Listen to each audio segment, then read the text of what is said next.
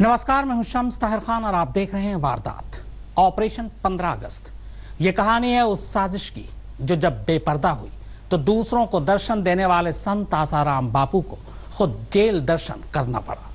15 अगस्त 2013 की दोपहर जोधपुर से 40 किलोमीटर दूर एकांतवास में क्या कुछ हुआ। इस 15 अगस्त की तैयारी के लिए आसाराम बापू और उनके 4 चेलों ने कब, कैसे और क्या क्या साजिश रची। आसाराम बापू कब से उस नाबालिग लड़की के पीछे पड़े थे। ये सारी बातें, सारी कहानी, सारा सच और पूरी साजिश आज आपके सामने होगी। तो आइए देखते हैं ऑपरेशन 15 अगस्त, जिसके लिए आसाराम को उम्र कैद की सजा दी गई है।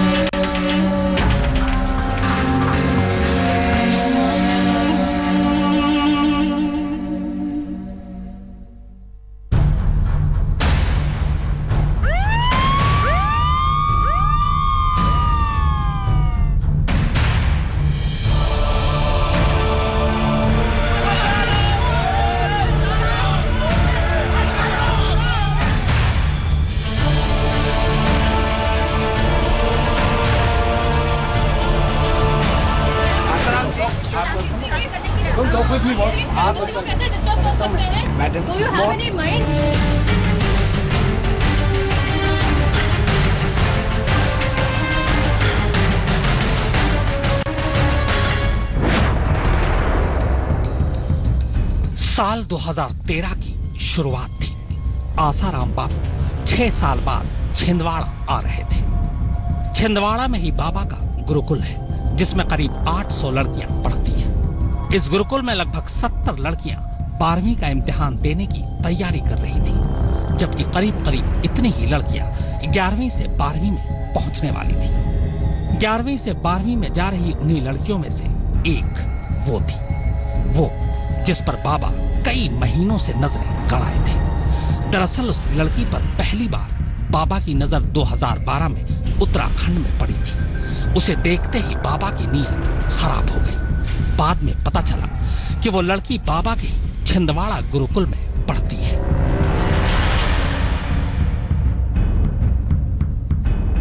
छिंदवाड़ा पहुंचने से पहले ही बाबा ने अपनी खास सेवादार शिल्पी को गुरुकुल का वार्डन बनाकर छिंदवाड़ा भेज दिया।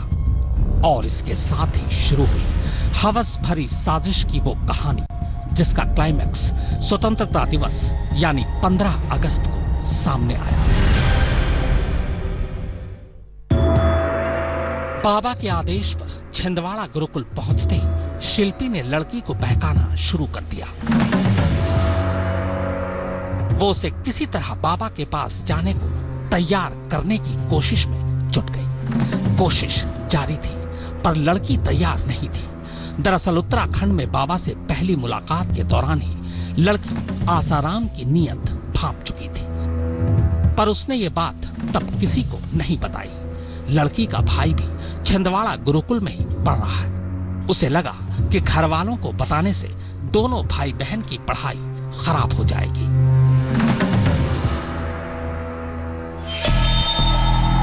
वक्त बीतता रहा। शिल्पी लड़की को मनाती रही, पर बात नहीं बनी। जनवरी से जारी कोशिश जुलाई आते आते भी नाकाम हो रही थी। अब अगस्त का महीना आ चुका था। बाबा के सब्र का बांध टूट रहा था। अब और इंतजार मुश्किल था। शिल्पी पर दबाव लगातार बढ़ रहा था। बढ़ते दबाव ने शिल्पी को एक दूसरा चाल चलने पर मजबूर कर दिया। उसने अब लड़की को यह यकीन दिलाना शुरू कर दिया कि उस पर भूत प्रेत का साया है। वो उसे बताने लगी कि कैसे उसका मन किसी काम में नहीं लगता, क्यों वो 2.5 घंटे बाथरूम में रहती है। धीरे धीरे लड़की के दिमाग में भूत प्रेत की बात डालकर शिल्पी ने असली जाल फेंका। उसने लड़की से कहा कि अगर वो एक बार खुद को बाबा को समर्पित कर दे तो सारे दुख, सारी बीमारी दूर हो जाएगी। पर बाबा की नीयत से वाकिफ लड़की अब भी तैयार नहीं थी। तब शिल्पी ने आखिरी दांव खेला। उसने शाहजहांपुर में लड़की के माँ बाप से संपर्क किया। उन्हें बताया कि शिल्पी पर भूत प्रेत का साया है, एक बार बाबा को दिखा दें तो सब ठीक हो जाएगा। शिल्पी की बात सुनकर लड़की के पिता तो तैयार नहीं हुए, अलबत्ता माँ जरूर मान गई। शिल्पी ने लड़की के माँ बाप को यह भी कहा कि बाबा के पास इलाज के लिए वो दोनों भी साथ जा सकते हैं। ये सुनकर घर वाले राजी हो गए।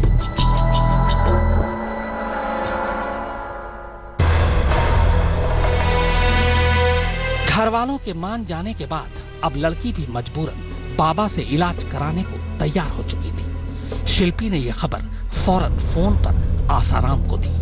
आसाराम का फोन हमेशा उनका निजी सेवेदार शिवा उठाता है, वही फोन बाबा के कान पर लगाता है।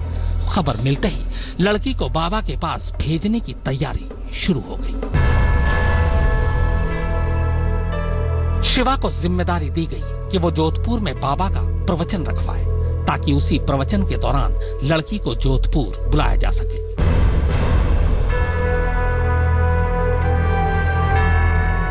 शिल्पी की जिम्मेदारी थी लड़की को छिंदवाड़ा से जोधपुर तक लाने की, और शरद चंद को काम दिया गया शिल्पी और लड़की के जोधपुर तक भेजने के इंतजाम करने का। इसके बाद शिवा ने 9, 10 और 11 अगस्त को जोधपुर में बाबा के प्रवचन की तारीख तय कर दी। प्रवचन की तारीख तय होते ही लड़की के घर वालों को भी खबर दे दी। यह सब कुछ 5 अगस्त के आसपास हुआ। अब इसके बाद 5 अगस्त से लेकर 15 अगस्त तक आसाराम, शिवा, शिल्पी और शरद चंद्र के बीच हर रोज लगभग 30 बार फोन पर बातचीत हो रही थी। 5 अगस्त से पहले या 15 अगस्त के बाद इन चारों ने कभी इतनी बार फोन पर बात नहीं की थी।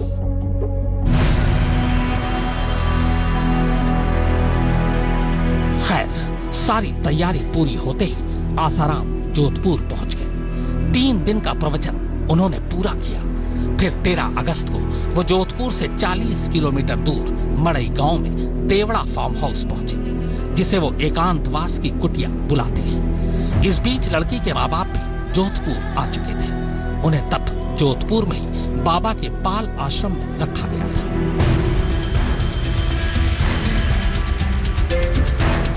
उधर 13 अगस्त को ही लड़की छिंदवाड़ा से जोधपुर पहुंचती है।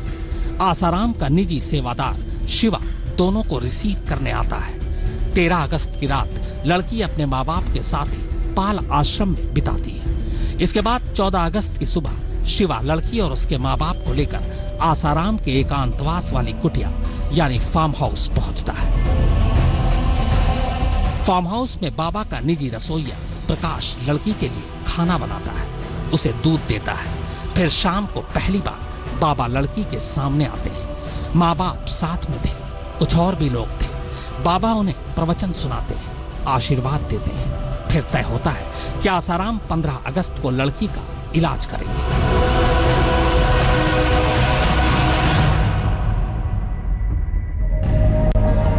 15 अगस्त को लड़की दोपहर के वक्त बाबा के सामने हाजिर की जाती है। माँ बाप तब भी लड़की के साथ थे। कुछ देर बाद बाबा लड़की के माँ बाप से बात करते हैं, फिर हुक्म सुनाते हैं कि लड़की का इलाज वो अकेले कमरे में करेंगे, क्योंकि इलाज के लिए एकांत जरूरी है। बाबा का आदेश सुनते ही लड़की के माँ बाप उस कमरे से कुछ दूर कर दिए जाते हैं। शिवा लड़की को बाबा के पास पहुंचाकर पहले ही जा चुका था। कमरे के करीब अब बस बाबा का रसोइया प्रकाश था। लड़की कमरे के अंदर जाती है और दरवाजा बंद हो जाता है। अब बंद कमरे में बस आसाराम और लड़की थी। लड़की को बाबा ने पहले सम्मोहित किया और फिर महीनों पुरानी हवस पूरी करनी शुरू कर दी। पर शायद बाबा के सम्मोहन का पूरा असर लड़की पर नहीं हुआ था, लिहाजा वो बाबा की अश्लील हरकत का विरोध करने लगी। तब बाबा ने उसे धमकी दी, धमकी कि अगर उसने जुबान खोली तो छिंदवाड़ा गुरुकुल में पढ़ रहे उसके भाई और माँ बाप को जान से मार दिया जाएगा। धमकी से डरकर लड़की खामोश हो गई। आशाराम ने मुझे धमकी जरूर दी थी कि इस बारे में मैं किसी से भी कुछ भी ना कहूँ, नहीं तो वो मेरे पेरेंट्स को नुकसान पहुँचाएगा, उन्हें मरवा देगा। उस रात को उसने मुझे दूध दिया था पीने के लिए। पहली बार तभी जोधपुर में ही हुआ था मेरे साथ ऐसा, उससे पहले कभी ऐसा नहीं हुआ था।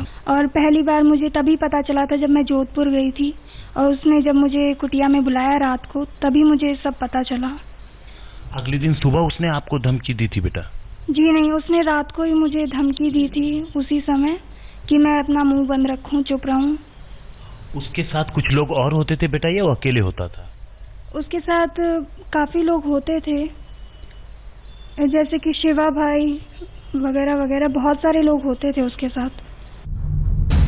फिर 1.5 घंटे बाद बंद कमरे का दरवाजा खुला। लड़की चुपचाप माँ बाप के साथ एकांत कुटिया से बाहर आई और शाम को ही जोधपुर पहुंची। फिर उसी शाम शाहजहांपुर के लिए निकल गई। उधर बाबा भी 16 की सुबह एकांतवास से बाहर आए और जोधपुर के रास्ते दिल्ली के लिए निकल पड़े, जहां 19 अगस्त से उनका अगला प्रवचन था। इस बीच शाहजहांपुर पहुंचकर लड़की में कुछ हिम्मत आई और उसने अपनी मां को सारी बात बता दी। मां ने बाप को बताई और फिर पूरा परिवार 19 अगस्त को दिल्ली पहुंच गया। बाबा से मिलने, बाबा से पूछने, पर बाबा ने मिलने से मना कर दिया। लिहाजा 20 अगस्त को लड़की ने दिल्ली के कमला मार्केट थाने में बाबा के खिलाफ रिपोर्ट लिखा दी और इस तरह ऑपरेशन 15 अगस्त जमाने के सामने आ गया। आसाराम बापू की चांडाल चौकड़ी से एक मुलाकात, जिन्हें इस गुनाह में आसाराम के साथ आरोपी बनाया गया था। इन चारों ने गैंगरेप में कैसे आसाराम बापू की मदद की थी। तो 15 अगस्त 2013 की साजिश की पूरी कहानी आपने सुन ली। आइए अब आपको आसाराम बापू की चांडाल चौकड़ी से मिलवाते हैं। यही वो चौकड़ी है जिन्हें बाबा के साथ आरोपी बनाया गया था। हालांकि इनमें से 2 को सबूतों के अभाव में बरी कर दिया गया। इनमें से एक बाबा का रसोइया था, जबकि दूसरा बाबा का निजी सेवादार, जबकि बाकी 2 को 20-20 साल कैद की सजा सुनाई गई। इनमें से एक छिंदवाड़ा गुरुकुल की वार्डन थी, जबकि दूसरा उसी गुरुकुल का निदेशक।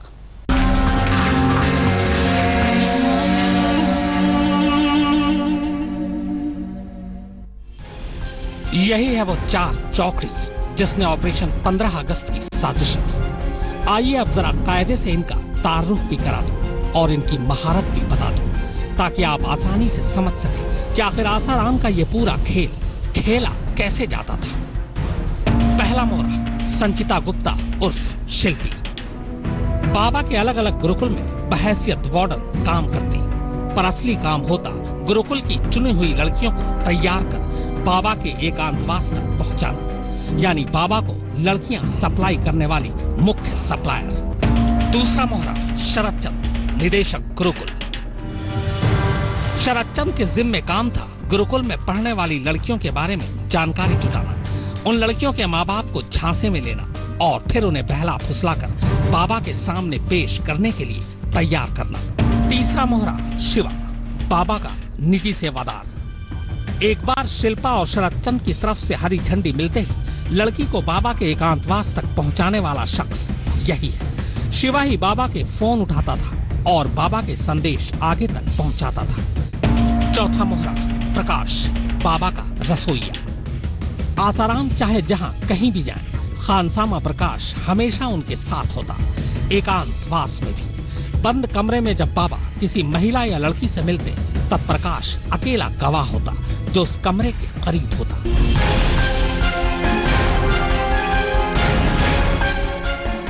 जोधपुर पुलिस सूत्रों के मुताबिक शिवा ने बताया है कि जो लड़की विरोध करती थी, बाबा उसे सम्मोहित कर उसके साथ अश्लील हरकत करते थे। उन पुलिस अधिकारियों का भी बहुत बहुत धन्यवाद करते हैं जिन्होंने अच्छे से हमारे केस को सुलझा दिया, और हम अपने वकीलों का भी शुक्रगुजार हैं, उन्होंने हमारी बातें न्यायपालिका के सामने रखी।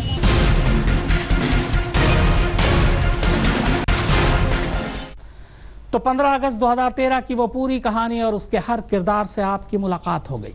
आसाराम को उनके किए की सजा भी मिल गई। लेटेस्ट खबरों के लिए यूं ही देखते रहिए आज तक, और इस वीडियो के पसंद आने पर लाइक, शेयर एंड सब्सक्राइब करना ना भूलें।